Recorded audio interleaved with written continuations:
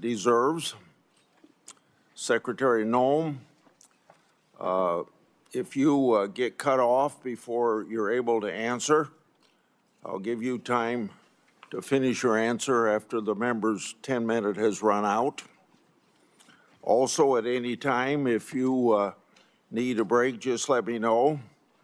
And I think we had a request from your office that take a break maybe of 5 minutes halfway through the meeting, but if you want other breaks, just let us know.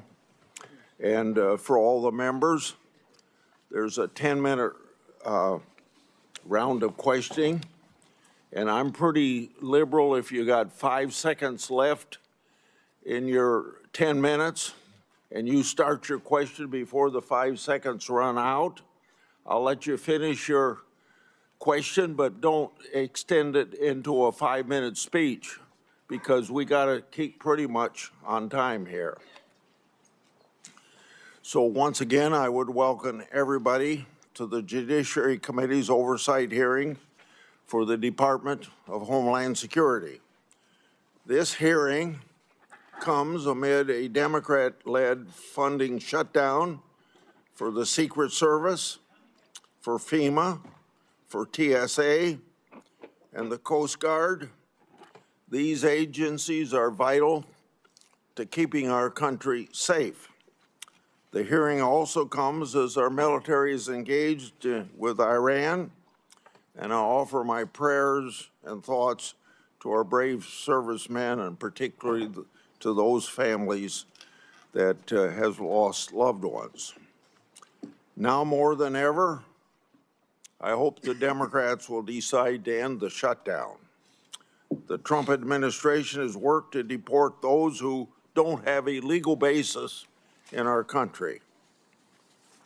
Unfortunately, in the process, some DHS officers, migrants, and protesters have felt threatened, were injured, and in very rare instances, even killed. Mistakes have been made. Let's make it clear, one death is too many. But officers should never be threatened or harmed while enforcing our laws. And there is a clear difference between conduct protected by the First Amendment and unlawful obstruction. From my perspective, I believe immigration enforcement and dignity aren't mutually exclusive. Secretary Noem, I look forward to hearing how you're addressing these important issues while continuing the department's mission. And your department's mission is, of course, one of the most challenging in government. The responsibilities of the Department of Homeland Security are immense. Your department operates in a dynamic environment with increased threats against officers. According to DHS, ICE officers have faced an 8,000% increase in death threats. ICE officers have faced a more than 1,300% increase in assaults. Federal law enforcement officers risk their lives finding and arresting criminals. Those criminals have committed murder, sexual assault on women and children, and many have been part of criminal gangs. According to DHS, ICE has arrested tens of thousands of potential national security risks. And ICE has arrested over 1,500 known or suspected terrorists and made over 7,000 gang arrests. Criminals like this destroy the lives of innocent people and have no business being in our country. And many of them are here because of the Biden administration's shameful open border policy. Under your leadership, the department has renewed focus on removing criminals from our neighborhoods. You've also accomplished what many of my Democratic colleagues have said could only be done through new laws. You did it by securing the border, and President Trump did as well. In 2025, border crossings decreased 93%. According to DHS and Customs and Border Patrol, 0 illegal immigrants were released into the country for 10 consecutive months. And Customs and Border Protection has seized over 617,000 pounds of drugs. For more than a decade, I've done oversight of unaccompanied migrant children. The Biden administration lost track of thousands of children. The Biden administration disgracefully released children improperly vetted sponsors with addresses including gas stations, shopping malls, movie theaters, and even Disney World. That ought to shock the conscience of every American, and we all love children. The Trump administration has located over 145,000 of these children lost by Biden's open border policy, and thank God for finding those children. The department has taken important steps to ensure these children are located and removed from harm. The examples I just shared are results that keep our communities safe. The example, Secretary Noem, you've also been more responsive than your predecessors to a favorite effort on my part, my oversight requests. Now, I say how you've been responsive, but to be intellectually honest, from the previous administration, that's a low bar to overcome. In August last year, you provided updates regarding my longstanding Afghanistan evacuee oversight. Since 2021, I've investigated the Biden administration's failure to vet Afghan evacuees. The Biden administration hid vetting failures from the public, and multiple inspectors general have since confirmed these vetting failures. As one example, the Biden administration failed to vet evacuees against all available Defense Department tactical data prior to being paroled. On September the 9th last year, DHS told my office that as of August 12, 2025, thousands of Operation Allies Welcome parolees were potentially national security risks. Records provided by DHS also show the Biden State Department recommended a special immigration visa to Afghan nationals charged with shooting 2 National Guardsmen here in Washington, D.C. According to the Biden State Department, at that time, the terrorist, quote, poses no threat to national security, end of quote. The Biden administration's failure to put this country at risk. Yet, my Democratic colleagues keep trying to ignore that historical fact. You all know I'm a strong supporter of inspectors generals and oversight. Inspector General Kafari has told my office several times that he's been restricted by DHS memo from speaking to certain congressional committees about classified report. That report is about covert testing of the Transportation Security Administration checkpoint security screening. I hosted last year a bicameral, bipartisan, classified briefing with senior DHS officials on that matter to do what I can to bring about transparency. I asked the Inspector General, Kafari, to attend, but he declined, asserting that there was a memo in the department preventing him from doing so. I've also commissioned the Government Accountability Office to review the matter relating to that classified report. Government Accountability Office has said they've been unable to obtain possession of the report and access to relevant Transportation Security Administration personnel. Inspectors General and the Government Accountability Office help bring about transparency, and we all know transparency brings accountability to government. Secretary Noem, if what my office has been told is accurate, these matters should have been ironed out a long time ago. If that isn't accurate, you can tell me. Lastly, after your confirmation, you worked with me to restore 3 whistleblowers to their jobs. Thank you for helping me, but more importantly, thank you for bringing justice to those people, because those whistleblowers faced tremendous retaliation for just reporting what the government should have been doing. They blew the whistle on the government's failure to comply with DNA Fingerprint Act of 2005. By executive order, President Trump has required compliance with that law. Now those whistleblowers have been elevated to supervisory roles. They'll receive back pay to cover years of financial losses. For 2 of them who needed it, their law enforcement credentials, badges, and firearms were reauthorized.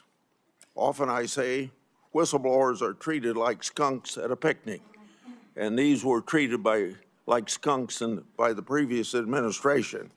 That administration failed to do right by these whistleblowers. I appreciate your leadership in righting the wrongs against those patriotic whistleblowers. Senator Durbin. Thank you, Mr. Chairman. Thanks for holding this oversight hearing. After months of excuses and delays from Secretary Noem, we finally gathered together.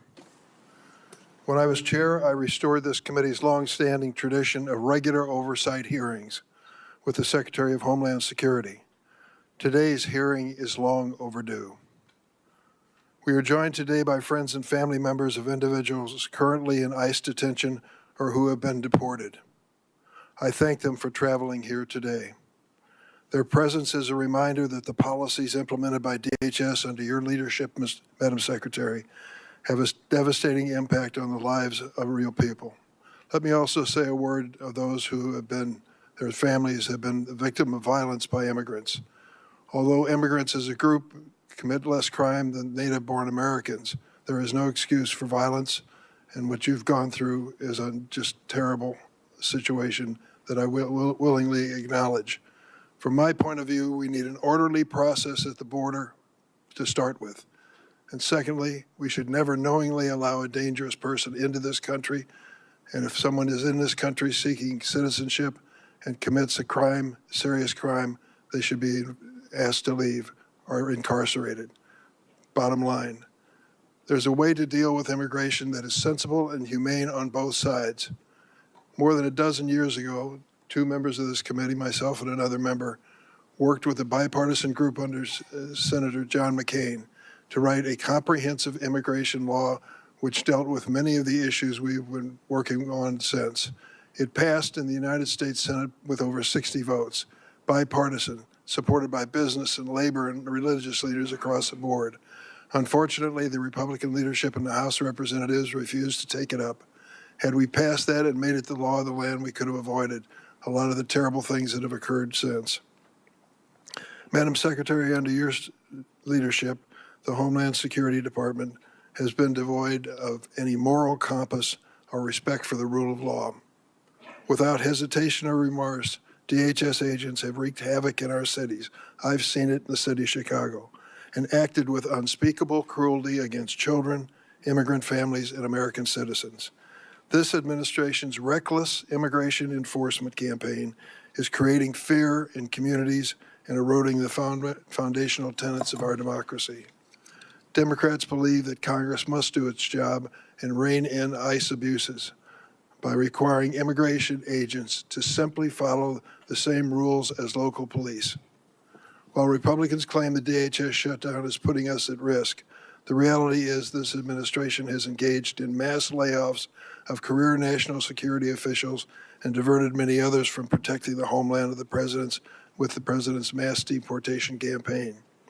This is all while Secretary Noem is sitting on an unprecedented amount of appropriated funds.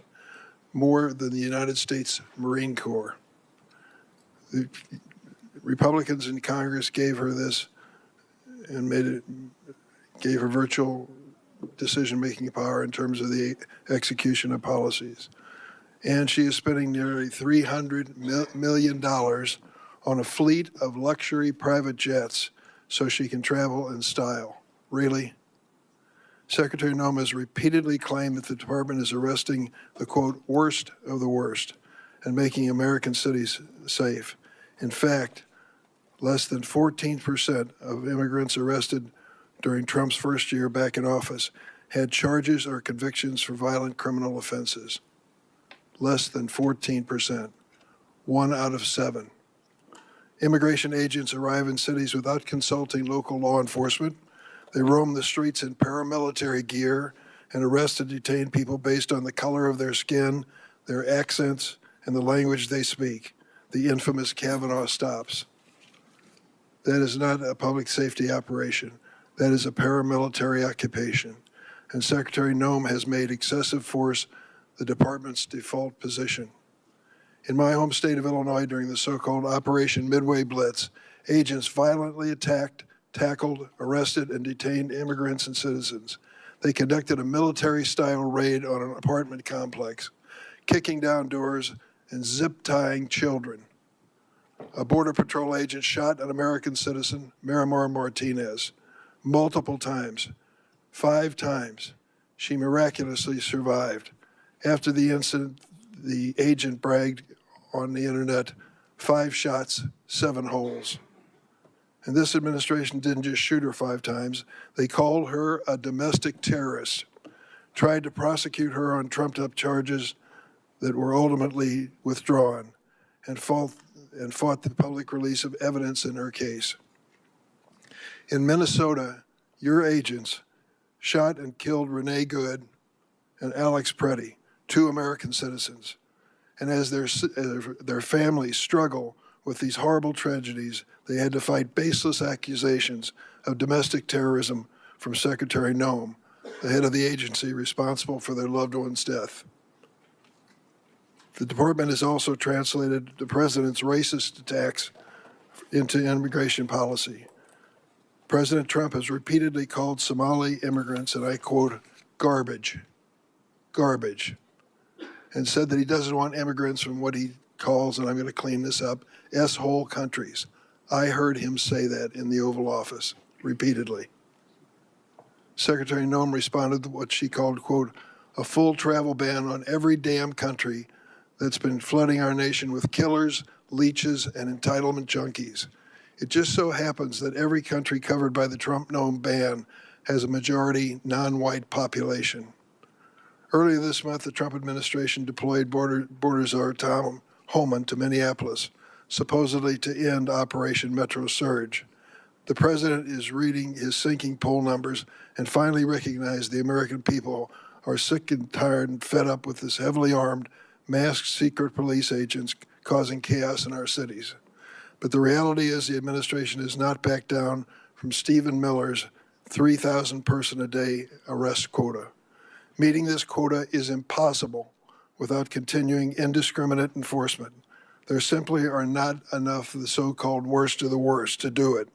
ICE agents are even arresting trafficking survivors like Luna, who was abused for years. In February 2025, the Trump DHS found Luna's application for a trafficking visa was bona fide. Today, Luna is still in detention. DHS has launched a cruel scheme to purchase massive warehouses for detaining immigrants, some designed to hold 8,000 people. To put that in perspective, our largest federal prison holds 4,000. Listen to what the U.S. Conference of Catholic Bishops said about this. The thought of holding thousands of families in massive warehouses should challenge the conscience of every American.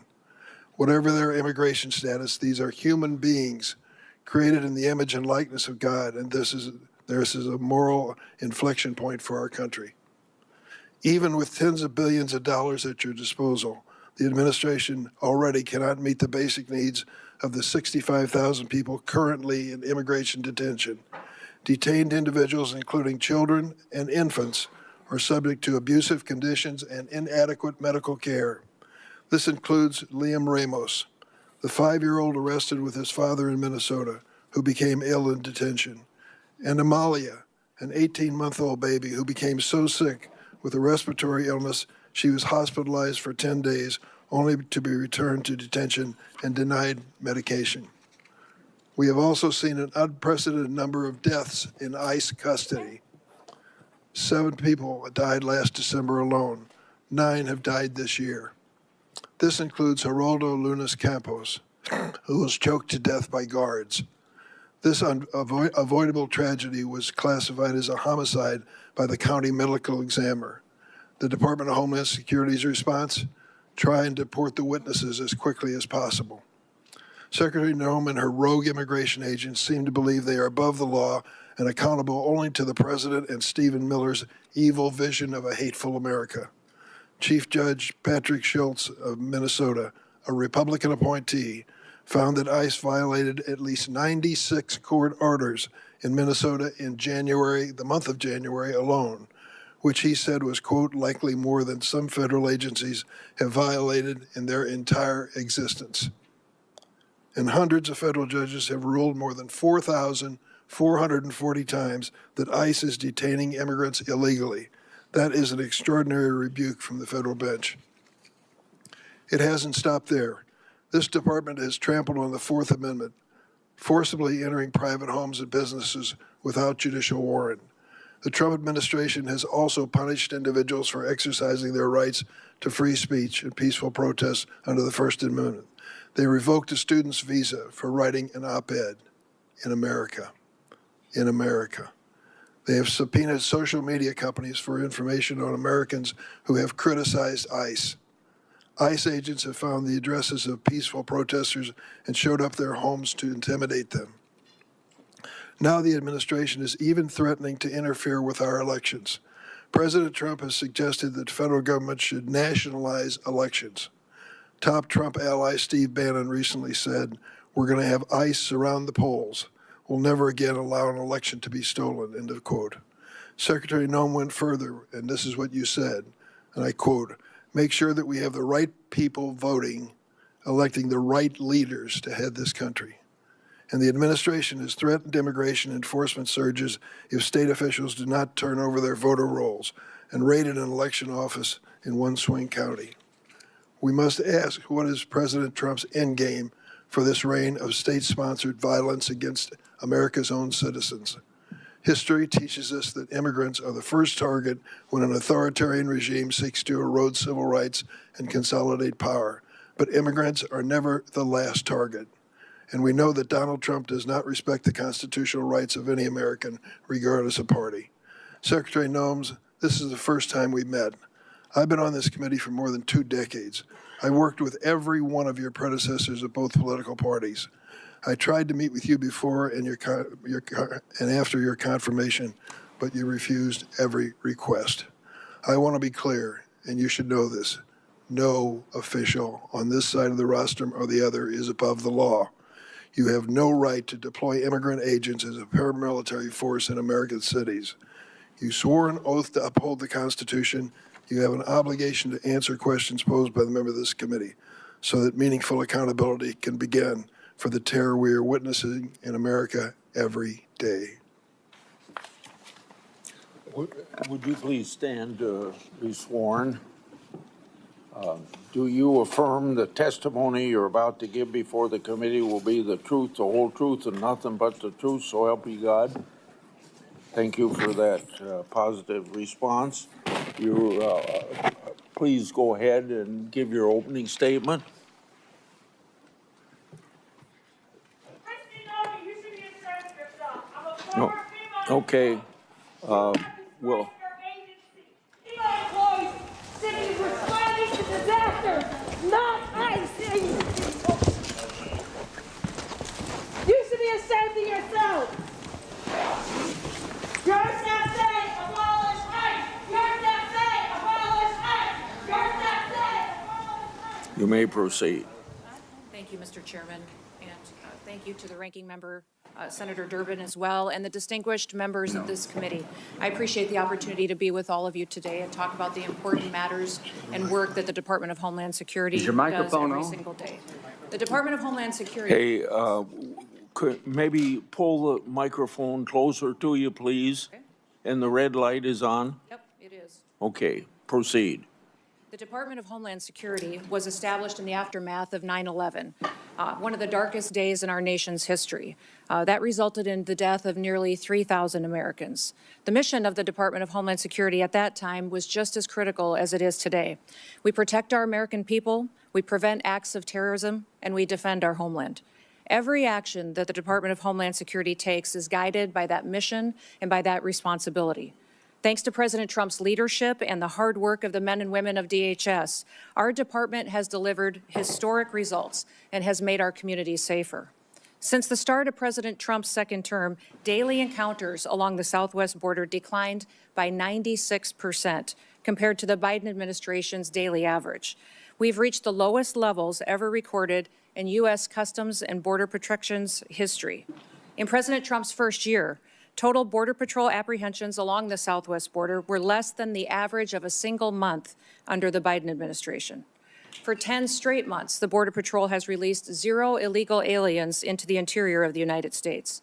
And in President Trump's historic first year back in office, nearly 3 million illegal aliens have left the United States as a result of the administration's enforcement efforts from following the law. That includes 2.2 million that have voluntarily left and returned back to their home countries, and more than 675,000 detainments and deportations. A majority of the aliens that were arrested by Immigrations and Customs Enforcement have a criminal record and have been charged with or convicted of secondary crimes in addition to their initial crime of being in the United States illegally. During this period, ICE has arrested over 1,500 known and suspected terrorists, more than 7,700 known gang members, many of them that were allowed to come into this country under the Biden administration. We have also reached the lowest murder rate in the last 125 years since that data was tracked. Under President Biden, more than 450,000 unaccompanied alien children went missing or were lost due to the dangerous open border policies that were embraced. Under President Trump, the Department of Homeland Security and the Department of Health and Human Services have already located over 145,000 of these children and returned them back to their families and back to people who care about them. And we will not stop until every single one of those children is found. Fentanyl trafficking at the southern border is down. It's been cut by over 56% because of that secure border and the enforcement actions that have been taken there. And that's compared to the same period of time in 2024. The Coast Guard has seized enough cocaine the past year to prevent quantities capable of killing more than 193 million Americans, and it's kept them off of our streets. In fact, total interdiction efforts under the Trump administration have prevented 1.7 billion lethal doses of drugs from killing our next generation of Americans. These results reflect the fact that we are enforcing the laws that Congress has passed. I want to address the dangerous environment that our ICE officers face on the streets today. They are facing a serious and escalating threat as a result of deliberate mischaracterizations of their heroic work and rhetoric that demonizes our law enforcement. DHS has documented an 8,000% increase in death threats against our ICE officers and their families, as well as more than 1,300% increase in assaults while carrying out the lawful enforcement operations that they do every single day. I recognize that members of this committee may hold differing views about immigration policy, but it's important that we distinguish between disagreements over policy and the department's operational responsibility to enforce existing law that has been passed by Congress. It's our duty as a department to defend our homeland. The latest Democrat-led shutdown of DHS is reckless, it's unnecessary, and it undermines the American national security, and it harms the men and women who work at DHS and their families. Despite the House passing a bipartisan, bicameral full-year DHS funding bill, it is Senate Democrats who've chosen not to fund the department and have held this department hostage. As a result, critical national security missions, including border security, immigration enforcement, aviation security, disaster response, cybersecurity, and the protection of critical infrastructure are all being strained. Our ability to provide for a safe and successful World Cup is being hindered as well. More than 100,000 dedicated DHS employees are once again being asked to work without pay for the third time in just 5 months. At a time when we've produced the most secure border in history and removed nearly 3 million illegal aliens from our country,